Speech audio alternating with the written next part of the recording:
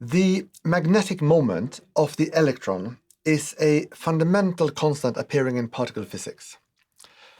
As of 2012, the best known experimental value was 1.00115965218073 with an uncertainty of 28 in the last two decimals.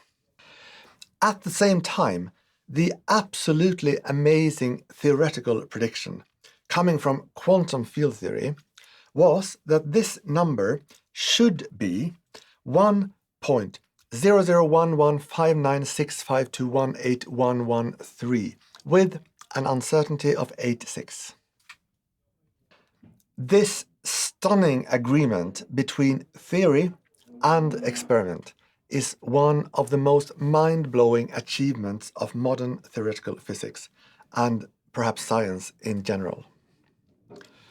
But how does this work?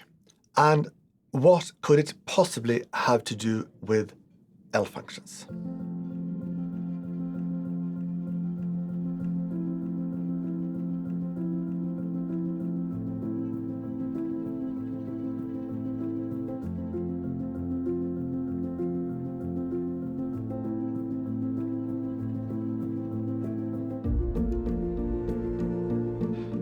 I will not say much about the experimental side, but I'll simply point you to this recent article, Measurement of the Electron Magnetic Moment, by Fahn, Myers, Sucre and Gabrielse. Here, they report on a measurement with even greater precision than the one known in 2012. It's only 6 pages, so you can check it out and maybe do the experiment yourself at home, if you have a 1-electron quantum cyclotron lying around in the garage. Now, the mathematical side. Quantum field theory says that numbers like the magnetic moment can be computed by summing up contributions from many different Feynman diagrams. These diagrams may have one loop, or 2 loops, or 3 loops, etc., and each such loop order gives an additional smaller and smaller and smaller contribution to the final value. Just for some pictures, this article by Aoyama, Kinoshita and Nio shows some of these Feynman diagrams for loop order 1, loop order 2, 3, 4, etc. And the article itself is about computations for loop order 5. What comes out of these Feynman diagrams is, in the end, an expression of the following form. The magnetic moment of the electron is 1 plus A1 times x plus A2 times x squared plus A3 times x cubed, and so on. Here, x is not a variable. It's a specific number, namely alpha over pi, where alpha is the fine structure constant. It's not 1 over 137, as people once believed, but closer to this number. And pi is just the usual pi. So x then is around 0.00232 and so on. This number comes from the fine structure constant, and therefore it is known to around 10 digits. And you can already see why the terms in this infinite series will become smaller and smaller. This x is a lot smaller than 1, so x squared, x cubed, and so on will rapidly become very small. So, all that remains now is to compute these coefficients, a1, a2, a3, and so on. These are not the coefficients of a single L function. That would be too nice. But some insane things are happening. Let's take the coefficients one by one. The first term here is 1, and that's because we have chosen the unit for the magnetic moment to be the Bohr magneton.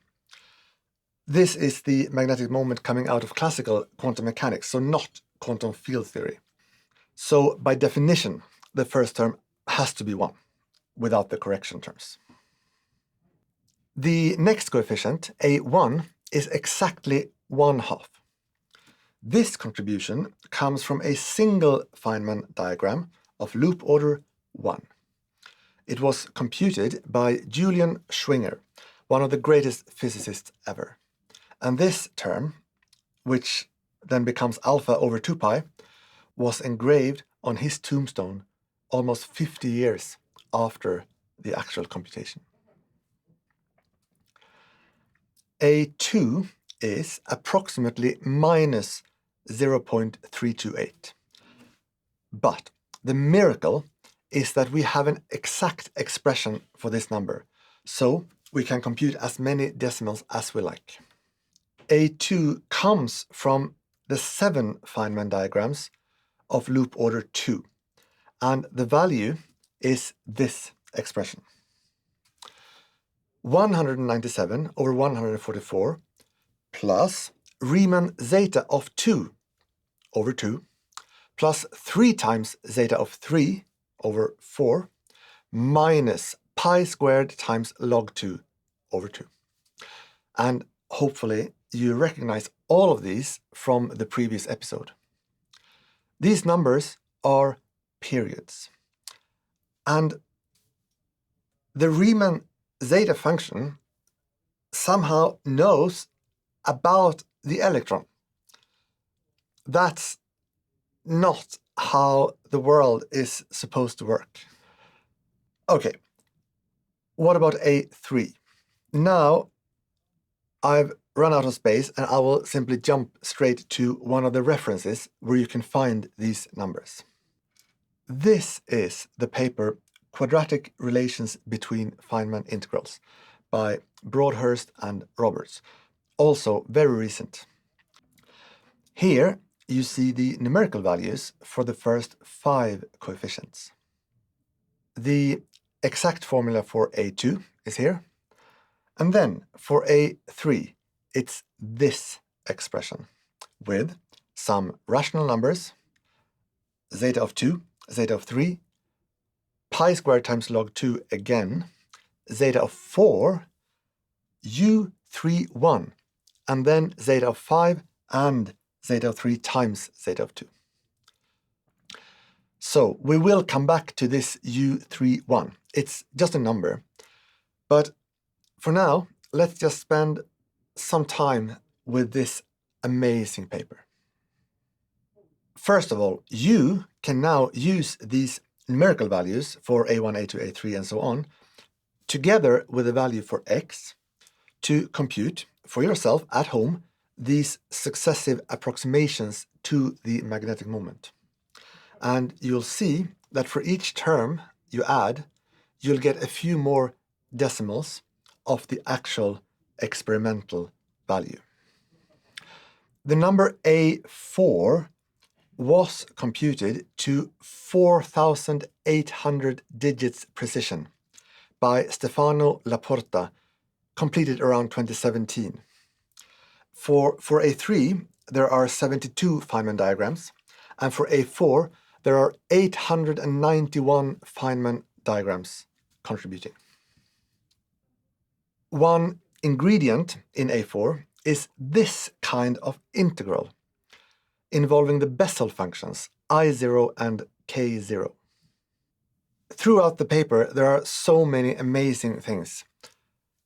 Perhaps you recognize these fractional gamma values and numbers like pi and square root of 5.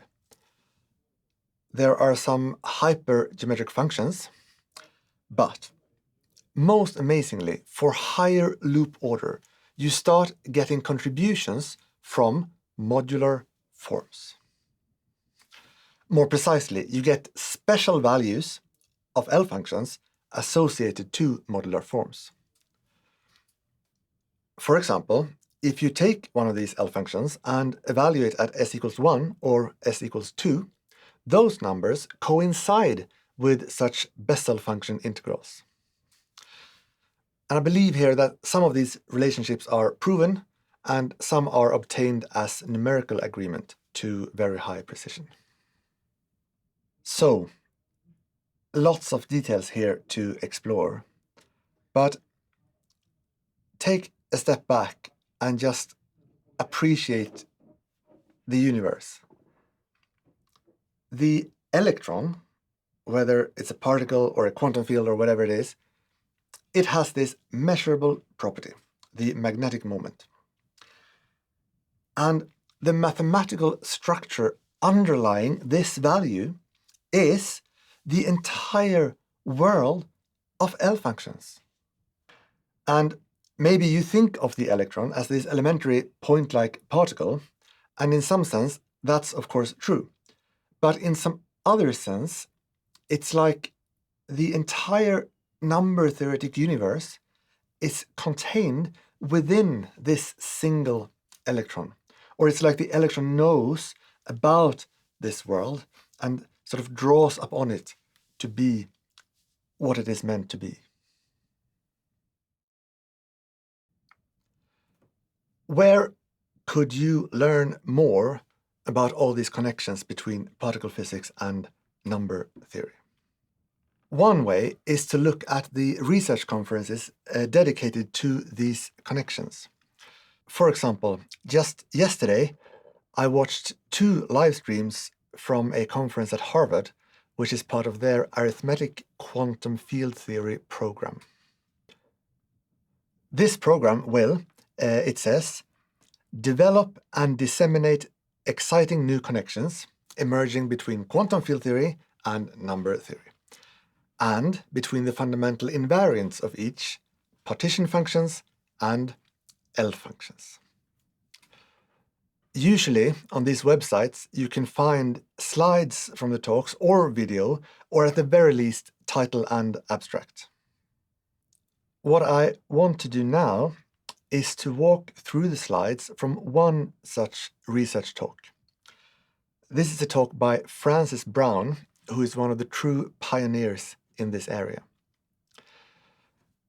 The aim is just to convey a bit more of the feeling that this is stuff you can learn and things you can compute.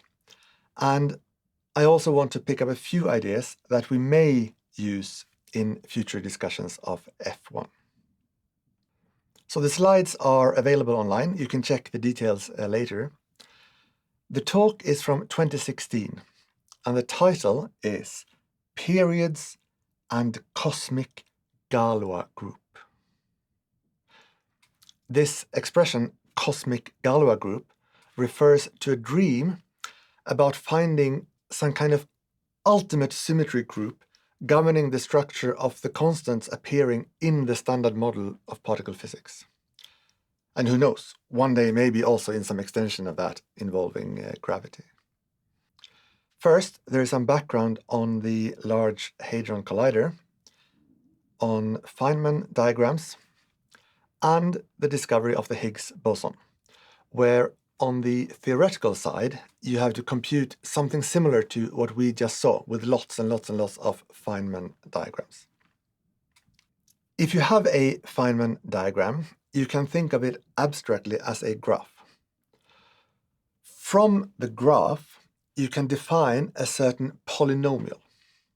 And this polynomial goes as input to some integral, which gives you a number, the Feynman amplitude, associated to the graph. There is some explanation here and some pictures of graphs with examples of zeta values and other periods appearing as their amplitudes.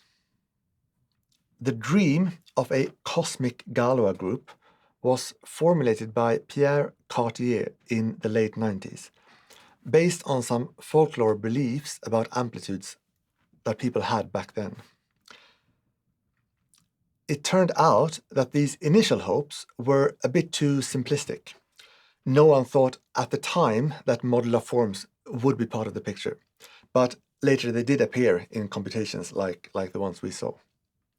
And now we don't know what kind of ultimate framework to expect.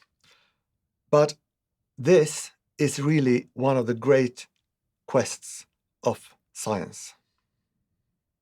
The talk keeps going with some background on periods, and we have seen much of this in the previous episode. There is also a section 4 on motivic periods, which is a deeper geometric framework that, among other things, organizes the periods into a hierarchy of increasingly complex numbers, so to speak, where the unipotent degree of a period can be 0. That's classical numbers like pi and elliptic integrals. It can be 1. That's numbers like log 2 or zeta of odd arguments. And perhaps more generally, all special values of L functions. But then you have this higher world beyond L functions, where the simplest examples are so-called multiple zeta values. And maybe in general, all Feynman amplitudes might live here. But this is unexplored territory.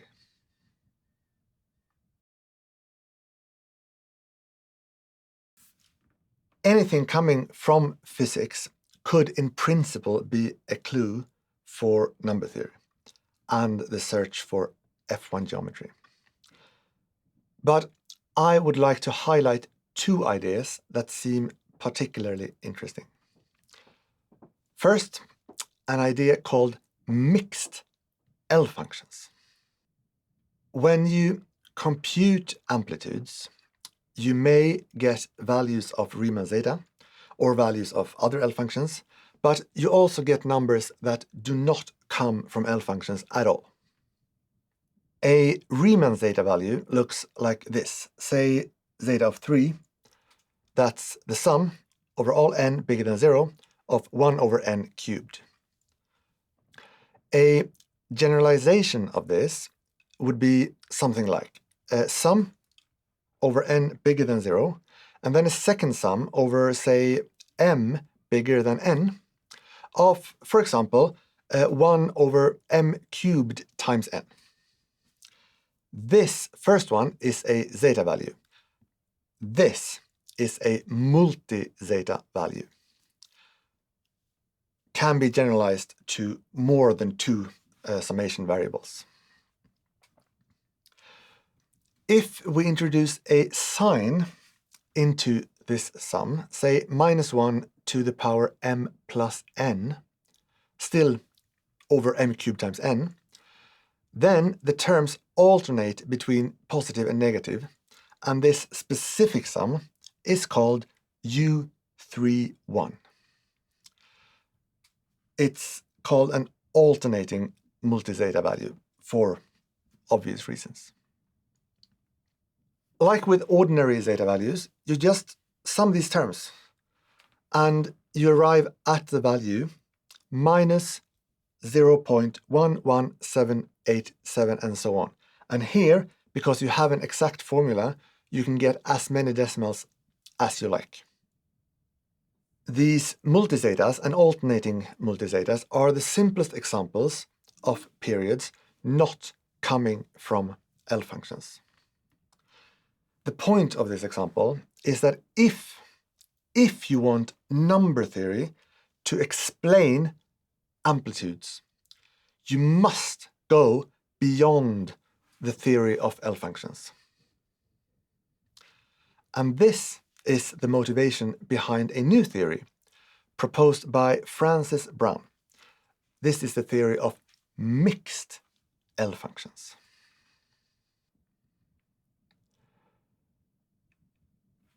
If we check these slides from a different talk by Brown, he emphasizes that this theory is really still very tentative. There are some first steps, some ideas and some examples. He also has this formulation: we wish to speculate, based on no evidence whatsoever, that there exists such a thing as a mixed L function. What on earth could it be? The point is that if this theory works, these mixed L functions should generate all periods or all Feynman amplitudes. That would be incredible. What all of this boils down to for F1 geometry is that maybe the ultimate framework we should be looking for is not a geometry for L functions, but something even more general. Maybe something that covers all mixed L functions. The second highlight, or potential clue, is theta functions. Suppose you have a completed L function, lambda of s. This means a Dirichlet series times these extra gamma factors and also the conductor to some power, just like we saw in a previous episode. Then, under certain assumptions, I think it is analytic continuation and functional equation. You can write this L function as an integral of the form integral from 0 to infinity of some function theta of t times t to the power s minus 1 dt. This theta of t is the inverse Mellin transform of the completed L function. Or the L function is the Mellin transform of the theta function. The relationship here is very similar to the Laplace transform or the Fourier transform, in case those are more familiar. For certain purposes, this other function, the theta function, is a more natural object than the L function. And in particular, it is this theta function that is the key to the proposed theory of mixed L functions. The characteristic property of the theta function is that where the L function typically has a functional equation of the form lambda of s equals plus minus lambda of k minus s, here k is related to the invariant that we call the weight. The theta function instead has a functional equation of the form theta of 1 over t equals plus or minus t to the k times theta of t. These kinds of theta functions are, in some sense, an automorphic incarnation of the L functions. So in spirit, it's close to the Langlands philosophy. However, at the same time, they are not exactly part of the Langlands program. I wish I knew of a good place to read about these theta functions, but I don't. I'm sure some things will appear in future talks and publications by Francis Brown and maybe some of his collaborators. Time will tell what kind of impact all of this will have for physics and what kind of impact it will have in number theory. In a famous lecture, Freeman Dyson talks about some mathematicians being like frogs and some being like birds, and we need both for the advancement of mathematics as a whole. In this talk, he mentions Yuri Manin specifically, and he says the following. Manin sees the future of mathematics as an exploration of metaphors that are already visible but not yet understood. The deepest such metaphor is the similarity in structure between number theory and physics. In both fields, he sees tantalizing glimpses of parallel concepts, symmetries linking the continuous with the discrete. He looks forward to a unification which he calls the quantization of mathematics.